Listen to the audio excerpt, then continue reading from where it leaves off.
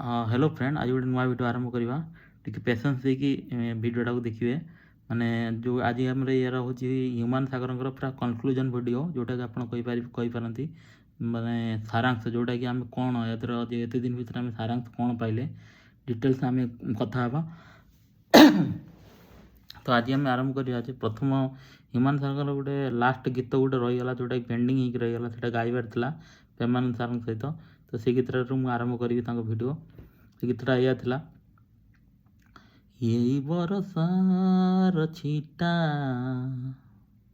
यही बरसार छिटा लागे मीठा मीठा मीठा यही बरसार छिटा लागे मीठा मीठा मीठा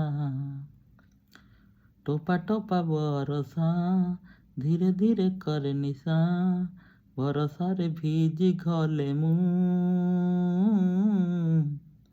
बरसारे भीजी गले मु बरसार आगमन मु केते भाग्यवान विधातार उपहार मु मो पाई बोधे तू हेइचु तू जन्म मो पाई बोधे हेइचु तू जन्म ये कौ जन मोर पुण्य मो पाई बोधे हेइचु तू जन्म ये कौ जन मोर पुण्य तम थारे रही जीवी एका यही बरसार छिटा लागे मीठा मीठा मीठा यही बरसार छिटा लागे मीठा मीठा मीठा। तो गीतटा केमी लगला आपण मैंने भिडियोटा को कंटिन्यू करंतु।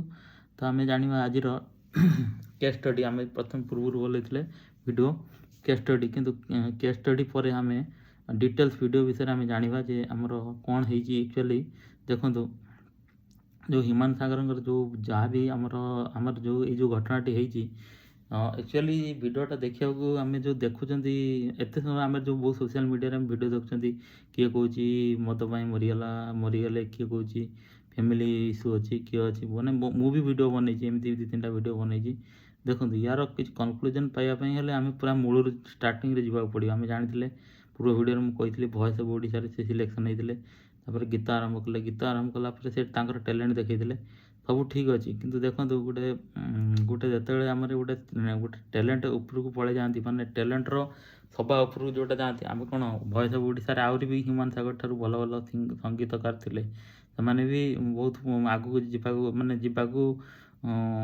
माने आगू जाइए बहुत सिंगर अच्छा आपण मैंने वीडियो भी देखिपारती खाली आगू गले जोटा हूँ विधातार जोटा कहते आमर विधातार जहाँ जी जहाँ लिखाई से तुम जिते रथी महारथी होता किंतु तुम्हें तुम ठारू भी उपरे जो मैंने तल पोस्ट मैंने तले जो मैंने लो लेवल अच्छा मो कहया कथा माने नुहे ह्यूमान सागर लो लेवल सी किंतु परफॉर्मेंस जो हिसाब से से गोटे भाई प्रोब्लेम था ह्यूमान सागर भाई प्रोब्लेम था मेडिकल इश्यू था से अधारू गीत छाड़ी पड़े जहाँ भी हो जी नंबर 1 था सी बर्तमान लोक कहीं जानी ना जी गीत वॉइस ऑफ ओडिशा गाँला नंबर 1 जी था किंतु बर्तमान ये सब माने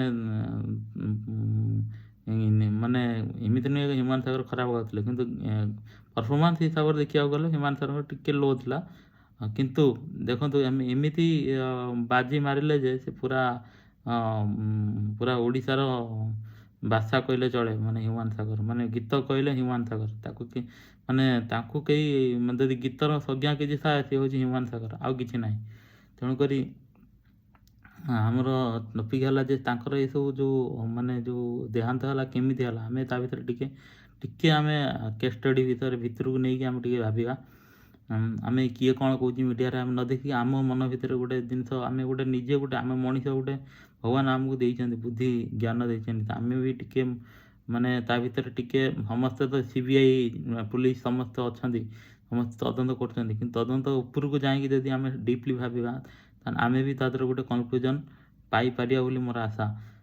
ଦେଖନ୍ତୁ ଆମର ଗୋଟେ ରିଏଲିଟି ଅଛି, ଗୋଟେ ହେଉଛି ପ୍ରାକ୍ଟିକାଲ୍ ଲାଇଫ୍ ଅଛି, ଗୋଟେ ରିଏଲିଟି ଅଛି।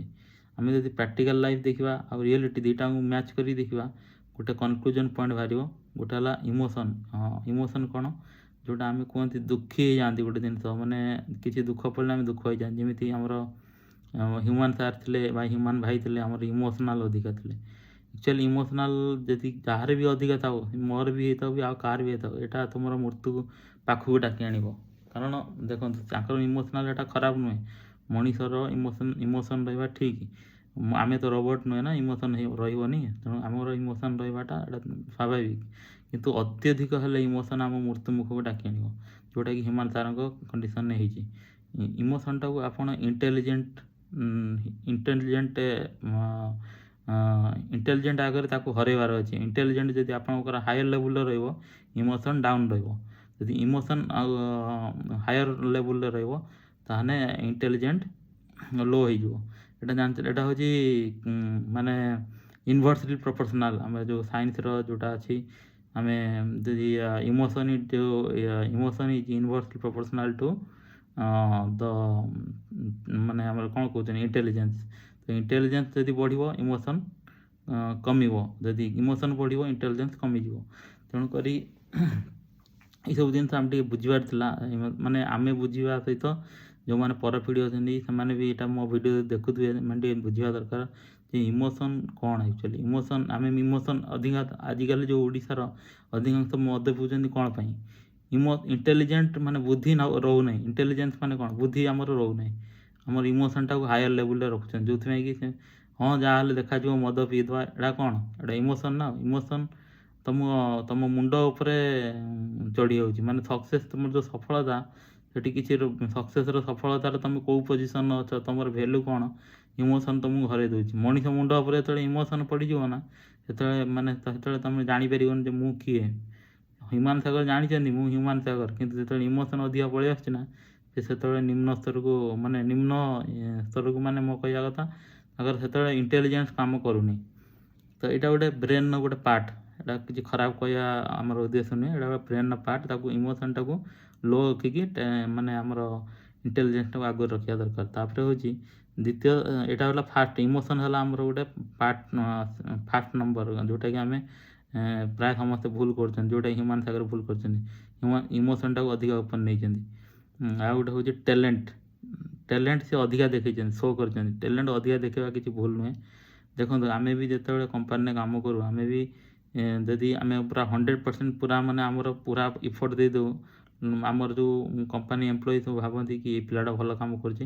ଦେଖିବେ ଆମର ଗୋଟେ ଓଡ଼ିଆର ଗୋଟେ ଶବ୍ଦ ଅଛି, ଯେଉଁ ଗାଈ ଅଧିକା କ୍ଷୀର ଦେଉଥିବ ତାକୁ ଆମେ ଅଧିକା ମାନେ ଆଉ ଟିକେ ଦିଅନ୍ତେ କି କରିକି ତା ଗୋଡ଼ ଫୋଡ଼ ବାନ୍ଧିକି ଛନ୍ଦିକି ତାକୁ ମାନେ ଏକଦମ କେମିତି ହେଲେ ଆଉ ଟିକେ କରିକି ଏମିତି ବି ତା ଛୁଆକୁ ବି କ୍ଷୀର ମିଳେନି, ଆପଣମାନେ ଜାଣିଥିବେ।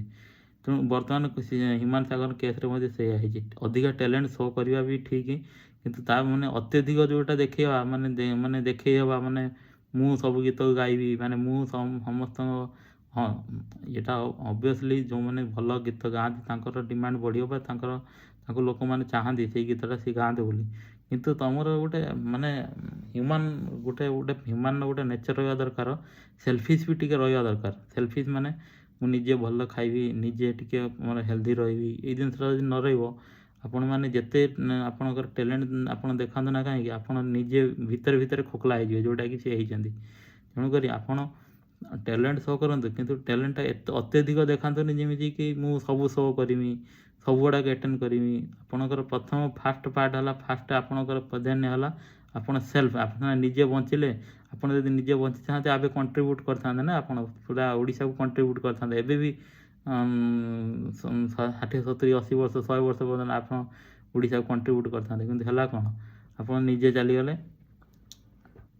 ଯେଉଁଟାକି ଏଇଟା ଗୋଟେ ସେକେଣ୍ଡ ପାର୍ଟ, ଯେ ଅଧିକା ଟ୍ୟାଲେଣ୍ଟ ଦେଖେଇବା ଠିକ୍ ନୁହେଁ। ଏଇଟା ପ୍ରଥମ କହିଲି ଇମୋସନ୍, ଆଉ ଗୋଟେ କହିଲା ଟ୍ୟାଲେଣ୍ଟଟାକୁ ଆପଣ ମାନେ ଟିକେ କମ୍ ଦେଖେଇଲେ ଭଲ, ଅଧିକା ଦେଖିବା ଠିକ୍ ନୁହେଁ। ତାପରେ ଥାର୍ଡ଼ ପାର୍ଟ ହେଲା, ଆପଣ ଦେଖିଥିବେ, ଲକ୍ଷ୍ୟ କରିଥିବେ, ମାନେ ଯେଉଁ ଦେହାନ୍ତ ହେଲା ହ୍ୟୁମାନ୍ ସାଗରଙ୍କର, କେହି ଗୋଟେ ବି ଆକ୍ଟର କେବଳ ଅନୁଭବ ଆଉ ତାଙ୍କର ଯେତିକି ମ୍ୟୁଜିକାଲ୍ ଯେତିକି ଥିଲେ ତାଙ୍କର ଲୋକ ଥିଲେ ସେମାନେ ଆସିଥିଲେ। ଆଉ ବହୁତ ଘର ଲୋକ ବାହାର ଲୋକ ଏମିତି ରିଲେସନ୍ସିପ୍ ଆସିଥିଲେ, କିନ୍ତୁ ବହୁତ ଆକ୍ଟର ଆସିନଥିଲେ। ଆପଣ ଦେଖିପାରୁଥିବେ ହିରୋ ବହୁତ ଆସିନଥିଲେ, ହିରୋଇନ୍ ବି ବହୁତ ଆସିନଥିଲେ।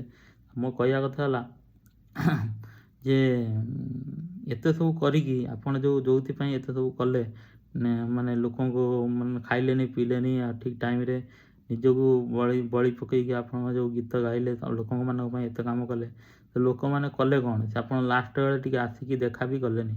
ତେଣୁ ଇଏ ହେଉଛି ଆମର ଶିକ୍ଷଣୀୟ ପଏଣ୍ଟ। ଆପଣମାନେ କ'ଣ ଶିଖିଲେ ଏ ଭିଡ଼ିଓ ମାଧ୍ୟମରେ ନିଶ୍ଚିନ୍ତ ମୋତେ କମେଣ୍ଟ ମାଧ୍ୟମରେ ଜଣାଇବେ। ଯଦି ମୋ ଭିଡ଼ିଓଟି ଭଲ ଲାଗିଥିବ ଆପଣଙ୍କୁ ମୋ ଭିଡ଼ିଓରେ ସବସ୍କ୍ରାଇବ୍ କରିବେ, ଲାଇକ୍ କରିବେ। ଆପଣମାନଙ୍କୁ ଏଇଭଳିଆ ଯଦି ଭଲ ପାଇବା ରହିବ ଏ ଭିଡ଼ିଓ ପ୍ରତି, ମୁଁ ଆହୁରି ଭଲ ଭଲ ଭିଡ଼ିଓ ବନେଇବି। ଆଉ ଗୋଟିଏ କଥା ହେଲା, ଆପଣମାନେ ଯାହା ବି ଭିଡ଼ିଓ ଦେଖୁଛନ୍ତି ସମସ୍ତେ ଟିକେ ଏନକରେଜ୍ କରିବା ପାଇଁ ମୋର ଅନୁରୋଧ। ଆଉ ଗୋଟେ ମୋର ଅନୁରୋଧ ରହିଲା, ଆପଣମାନେ କେହି ମଦ ପିଅନ୍ତୁନି। ମଦ ପିଇବା ଦ୍ୱାରା ବହୁତ ଫ୍ୟାମିଲି ବା ବହୁତ ପରିବାର ନଷ୍ଟ ହେଇଯାଉଛି। ସେଥିପାଇଁ ମୁଁ ହାତ ଯୋଡ଼ି ଅନୁରୋଧ କରିବି, କେହି ମଦ ପିଅନ୍ତୁ ନାହିଁ, ମୋ ରିକ୍ୱେଷ୍ଟ। ତ ଆଜି ପାଇଁ ଭିଡ଼ିଓ ରହିଲି। ଜୟ ହିନ୍ଦ, ଜୟ ଜଗନ୍ନାଥ।